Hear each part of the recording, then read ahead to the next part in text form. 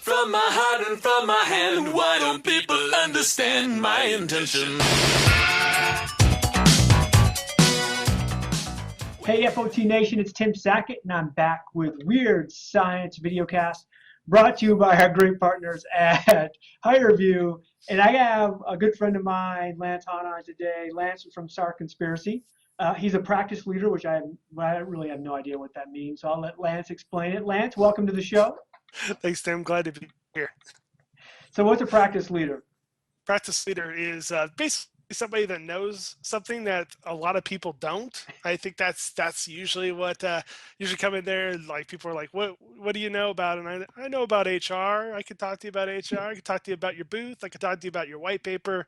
But yeah, we work with vendors across HCM and kind of the greater enterprise space to make their marketing better. And yeah, that's kind of what I do. So I talk to vendors all day, buddies of ours, and yeah, that's good. I think that describes you perfectly. Somebody that knows something about something that other people don't know. Yeah, that's basically it. That's like the job. That's the best job description ever. I know something you don't. Here, pay me money. I'll tell you what I know. So I brought Lance on. Lance and I are part of a group called the 8-Man Rotation. We're basically HR geeks that like the NBA. And knowing that we're in the NBA kind of finals at this point, what do you think? Cavs, Warriors, what's your call? Cavs, Warriors. I've got to go with the Dubs, man.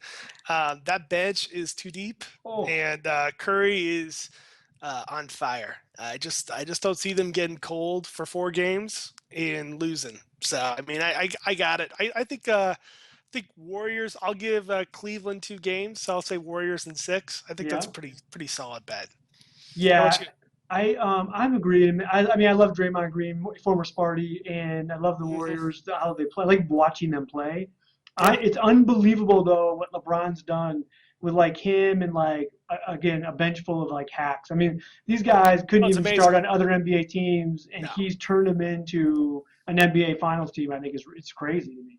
That's right. Yeah, they're a terrible team, other than Braun. I mean, and really, I mean, obviously, I love Klay Thompson, former WSU guy, definitely the best WSU player that's ever been. Yeah.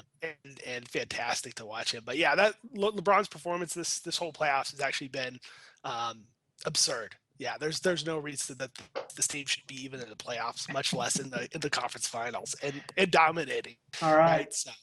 So now that we've got 98% of the HR people who just clicked off and didn't make it through the first 3 minutes of the show, let's jump right into it. We talk about talent acquisition and all things great.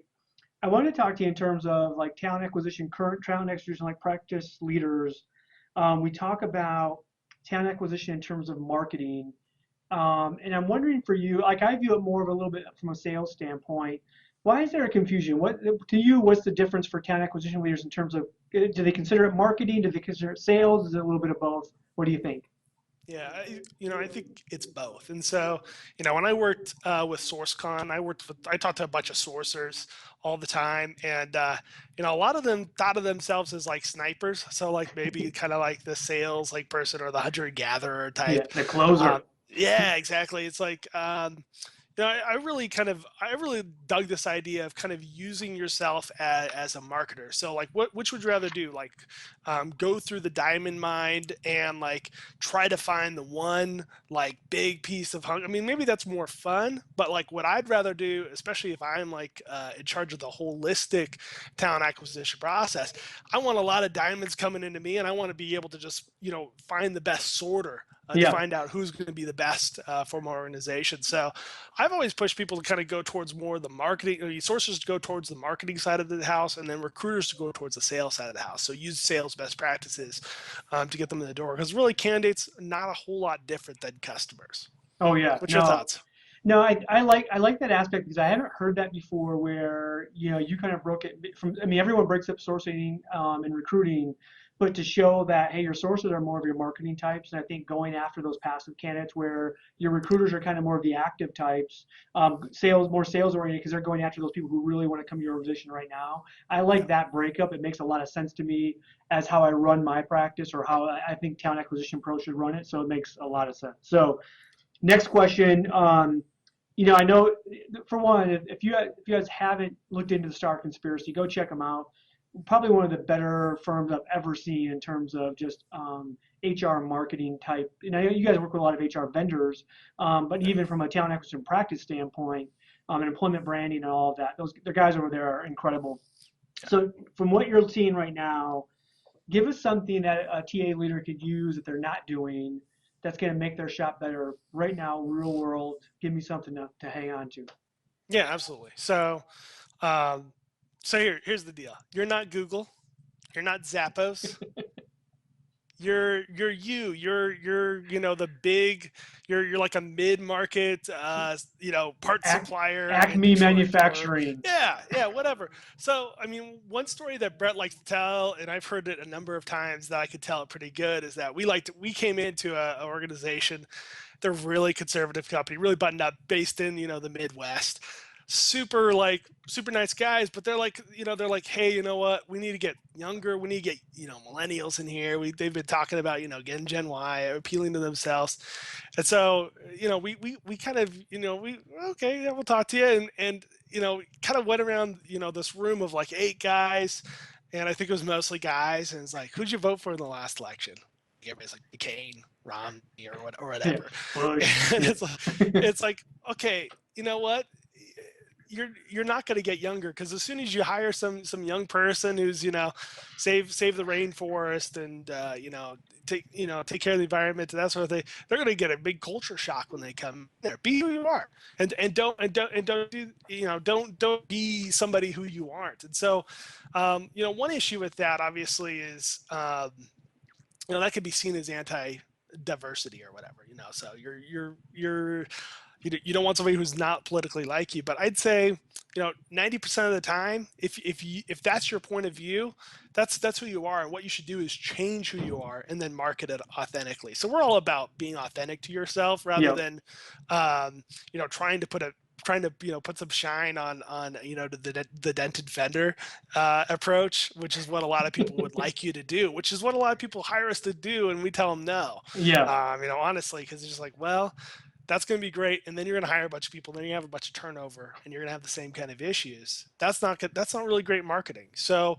I think what I tell employment leaders to search your soul, talk to folks in your marketing department, talk to people in your brand department, especially if you're a large organization. But if you're a smaller organization, if you're a manufacturer with 500 people or 1,000 people, 1,500 people, figure out who you guys are, and then go identify people that are going to work best for that.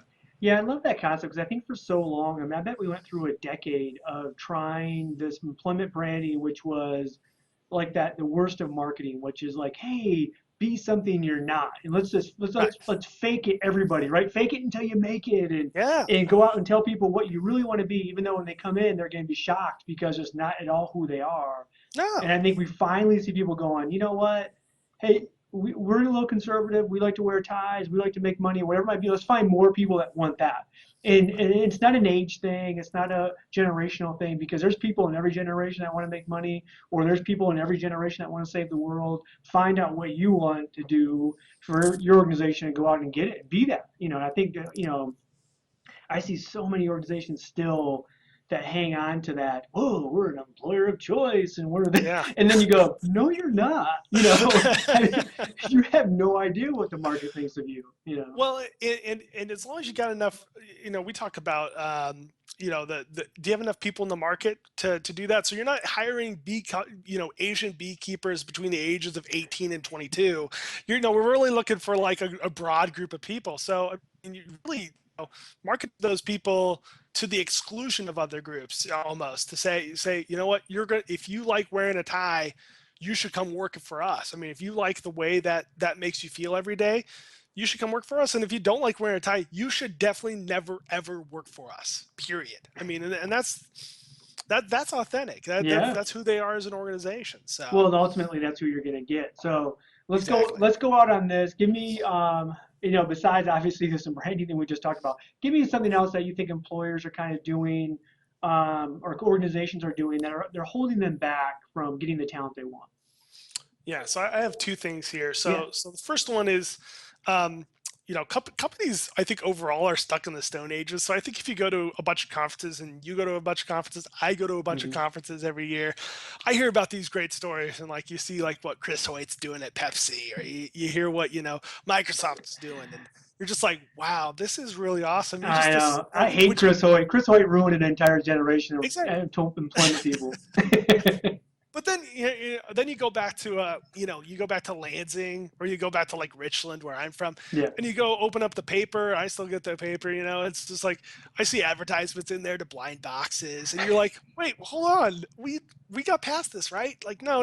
There's a whole group of people that are still stuck like a generation back. So when we're talking about marketing or sales, like people are like, what are you talking about? They're like, I just set the ads in the paper, and then the candidates come in, and we just hire from that group of people. Those magic ads. Yeah. So I think you got to go, rise the tide of recruiting overall. So I think it's not just about, putting the most cutting edge practices out there. It's about getting people out of the, the post and pray, post and spray, whatever you like to call it. And, hope you get the best answer there. Cool. Hey, thanks a lot, Lance, for coming on. Everybody, make sure you check out our sponsor, Hire Review. I want to appreciate them letting us do this. And check back next month for the next episode of Weird Science. We're out. From my heart and from my hand, why don't people understand my intention?